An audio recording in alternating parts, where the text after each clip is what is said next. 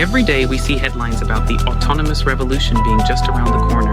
But as we enter 2026, the gap between what's promised and what's actually deployed has never been wider. Today, we're cutting through the noise. We're breaking down the sensor wars, the map-free architecture, and the brutal reality of the long-tail problem. This is autonomous driving in 2026. Signal over hype. We've been hearing that self-driving cars are right around the corner for over a decade. Now, in 2026, executives promise nationwide unsupervised driving by year's end, while in the same week, major fleets issue sweeping recalls for failing to detect standing water. Automaker marketing departments regularly compress entirely different technologies into single press releases. They use terms like autonomous and driverless to describe everything from a highway cruise control feature to a commercial robotaxi operating with no one inside. To cut through the noise, we have to look at this visual matrix charting the official SAE levels of automation. These levels actually have very little to do with how smooth a car feels to ride in. Instead, they measure two specific things: who is legally responsible if the car crashes, and the size of the operational design domain, or ODD, which is the specific geographic area where the system is designed to work. Take a modern consumer car you can buy today. It can steer itself, brake for traffic, and change lanes.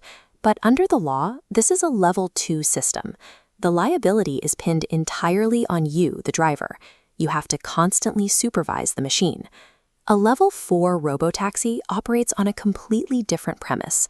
The company assumes all legal liability, and the car drives itself with no human inside. The catch is the ODD. That operating domain shrinks down to a very specific, strictly mapped city boundary. This creates a bizarre split-screen reality. Fleets of Level 4 robotaxis are executing millions of paid, driverless miles in places like San Francisco and Phoenix right now. Meanwhile, a top-tier consumer car still requires you to keep your eyes glued to the road everywhere else. The industry hasn't solved driving. They have solved the predictable, well-mapped, and statistically easy environments. This chart illustrates the barrier to true go-anywhere autonomy, a concept known as the 1% problem. As the massive spike on the left shows, 99% of driving consists of keeping a car centered between clear lines on a sunny highway.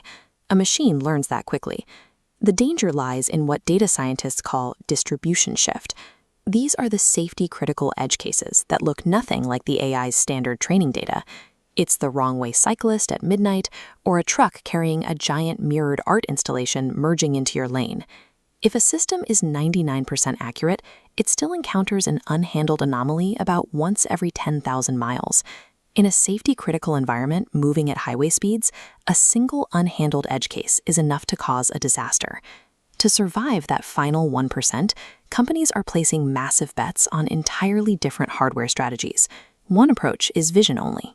This relies exclusively on cameras feeding video into neural networks, attempting to navigate the world much like humans do, using just our eyes. Cameras are cheap and easy to deploy at scale, but they capture flat pixels and color, not true physical depth. If a camera lens is blinded by severe sun glare or heavy snow, the system loses its primary way of understanding physical space. The opposing strategy is sensor fusion. This architecture stacks standard cameras with LiDAR, which bounces lasers to map physical geometry, and 4D radar, which measures distance and speed using radio waves. Combining these specific sensors creates true redundancy. If glaring sunlight blinds the camera, the active LiDAR lasers continue to physically map the exact three-dimensional shape of an obstacle in the road.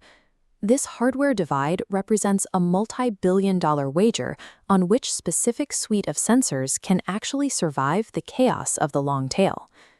Beyond the sensors, there is a fierce debate over how these vehicles navigate physical space. It comes down to two software camps, those using high-definition maps and those going map-free. This wireframe visualization shows how high-definition maps function as centimeter-accurate databases. They tell the car exactly where the curbs, lanes, and stoplights are before the vehicle even arrives at the intersection. They provide excellent baseline knowledge, but they are expensive to maintain and break easily if a sudden construction crew alters the road layout. Map-free systems take the opposite path. Using a technique called bird's eye view, the car analyzes raw sensor data to construct the road layout on the fly. It forces the AI to figure out the intersection in real time. This theoretically allows a company to deploy their software anywhere on Earth, but it requires immense computing power to process the environment without a cheat sheet.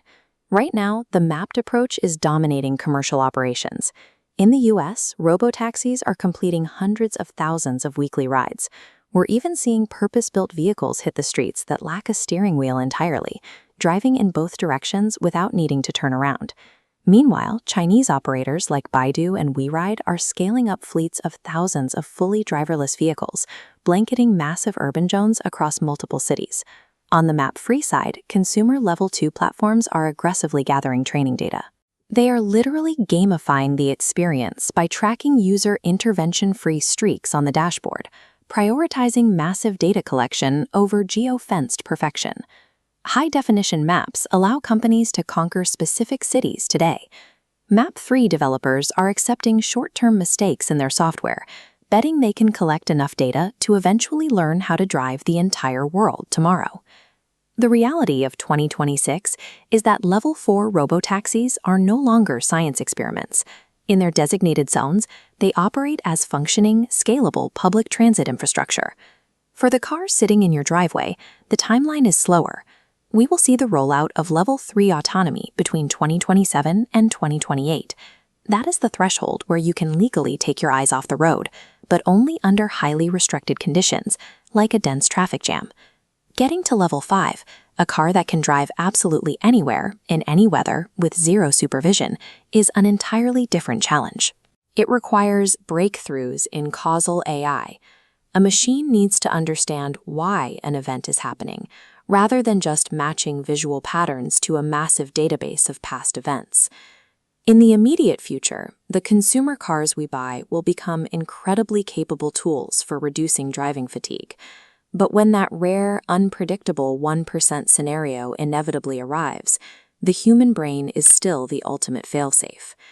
We have entered a permanently divided era of mobility. The personal car you own will assist you, but the specialized robotaxi you hail is the one that replaces you. So, where does that leave us? As we've seen, the gap between headlines and reality is narrowing, but the long-tail challenges remain. We're entering the inflection point for embodied AI, and while Level 5 is still on the horizon, Level 4 at scale is finally within reach. Thanks for watching.